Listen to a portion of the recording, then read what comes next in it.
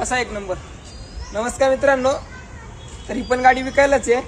तर तुम्हाला अपडेट देतो. इकडे सगळं आता 2 गाड्या खोलल्यात आणि इथे एक गाडी आम्ही तिसरी खोलली, चौथी गाडी खोलायला चालू आहे. 24 नंबरच्या गाड्या बुकिंग आहेत आणि आतमध्ये 3 गाड्या जोडायला काम चालू आहे. तर या इकडे तुम्हाला दाखवतो.